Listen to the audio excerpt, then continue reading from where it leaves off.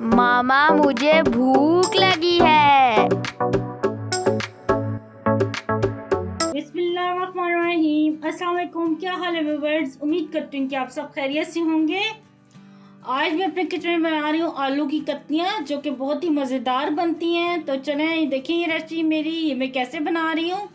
यहाँ पे मैंने 1 किलो आलू लिए हैं, उनको कतलियों की शेप में गोल गोल इस तरह काट लिया है, ये देखें। तो यहाँ पे मैंने चूल्हे पे कढ़ाई रख दी है और इसमें 1 कप तकरीबन ऑयल का डालूंगी मैं। तो ले जी, ऑयल डाल दिया मैंने। यहाँ पे मेरे पास 1 खाने का चम्मच भर के ये कूटा हुआ लहसुन है, ये डालेंगे ऑयल में। आधा चाय का चम्मच ये जीरा है साबुत, ये डालेंगे। और जीरा और लहसुन थोड़ा फ्राई हो जाए तो फिर इसमें डालते हैं दूसरी चीजें। ये देखें लहसुन और जीरा फ्राई हो गया है। तो यहाँ पे छोटे साइज की 4 टमाटर मैंने लिए हैं, इस तरह गुलाबी में मैंने कट कर लिए। 3 मेरी हरी मिर्चें ली थी, इनको इस तरह मोटा मोटा ही काट लिया है। तो ये टमाटर हरी मिर्चें डाल देंगे। तो यहाँ पे ये देखें टमाटरों को मैं ऑयल में फ्राई करूंगी, तो ये नरम हो जाएंगे तो फिर मैं दिखाती हूँ आगे क्या करना है। तो ले जी जनाब, यहाँ पे टमाटरों को मैंने अच्छे से फ्राई कर लिया और ये नरम हो गए हैं। तकरीबन 2 से 3 मिनट लगे हैं। तो अब इसे हम डालेंगे आलू। बिस्मिल्लाहिर्रहमानिर्रहीम।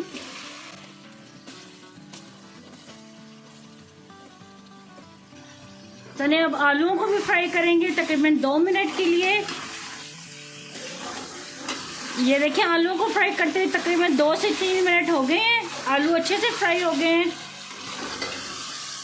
साथ के साथ अपने चम्मच हिलाते जाना है ताकि ना आलू नीचे ना चिपके, क्योंकि ये आलू ना फिर फौरन नीचे चिपकने लग जाते हैं, इसलिए चम्मच चलाना लाजमी है साथ के साथ।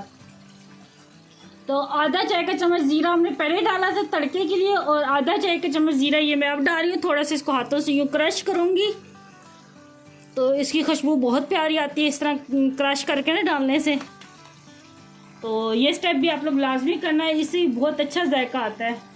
और यहाँ पे 1 खाने का चम्मच भर के साबुत धनिया है, तो इसको भी हाथों से यूँ मल के डालेंगे।